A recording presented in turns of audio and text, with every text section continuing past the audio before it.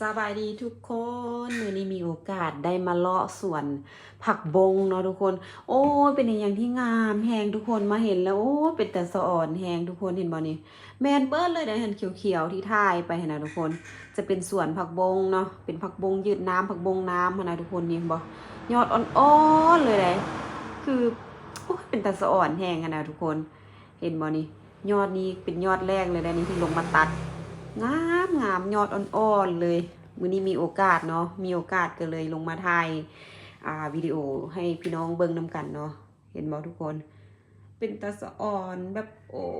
เห็นแล้วสุดสายหูสายตาเลยจะเป็นสวนผักบงเป็นนาผักบงเลยเนาะตัวนี้นะเห็นบ่ตื่นเต้นแหงได้ลงมามีโอกาสได้ลงมาเก็บเองขี่รถไก่ไปไกลมาหลายมื้อแล้วเนาะแต่ว่าบ่มีโอกาสได้ลงมาเก็บจ้าเทื่อมื้อนี้ก็เลยลงมาเก็บคือมันงามแฮงอะนะทุกคนอันนี้เป็นสวนของหมู่เนาะเป็นสวนของหมู่เพิ่นปลูกไว้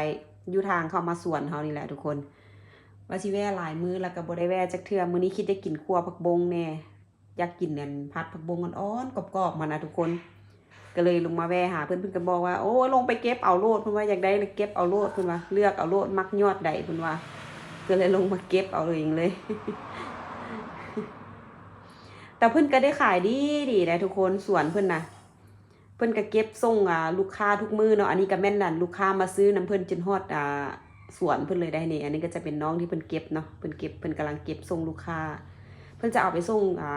แม่ค้าอยู่ตลาดเนาะนี่สุดใส่หูใส่ตาเลยทุกคนเห็นบ่ทางด้านนั้นที่ซีไปเมื่อกี้นี่นะเพิ่นบอกว่าไปเก็บทางนั้นแม่เพิ่นว่ายอดมันจะใหญ่เพิ่นว่าเด้ยอดมันใหญ่ยอดมันจะอวบกว่าเพิ่นว่าเด้ก็เลยบอกว่าบ่เป็นหยังเก็บอยู่นี่ก็ได้อยู่นี่ก็งามคือกันก็เลยว่าที่จริงขี้ข้านทุกคนที่จริงแม่นขี้ข้านไปเก็บเนาะมันไก่ขี้ข้านย่างไปโอ้เป็นตาสะอ่อนเก็บไปกันยังสะอ่อนไปนี่เห็นบ่ทุกคนเก็บเป็นครึ่งชั่วโมงได้หันได้ซ้ำนี่มัวตั้งแต่ส้มมัวตั้งแต่ลิ้นอยู่นะทุกคน คือมันเป็นตาสะอ่อนนะงามแฮงเพิ่นขายดีได้เพิ่นก็ตัดไปส่งลูกค้านี่เห็นบ่ยอดอ่อนงามแฮงเป็นตาสะอ่อนแบบโอ้ยเป็นตาสะอ่อนนะทุกคนยอดอ่อนๆงามๆเลยทั้งลิ้นทั้งม้วนไปเลยได้เก็บก็ได้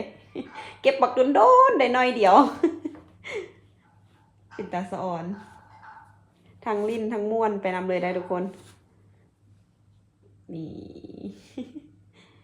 ความว่ายอดอ่อนยอดกรอบมานะทุกคนจนว่านั้นเลยนะจนคิดว่าอยากกัดกินสดๆพูดแหละทุกคนเป็นตาสะอ่อนแฮงบายบาย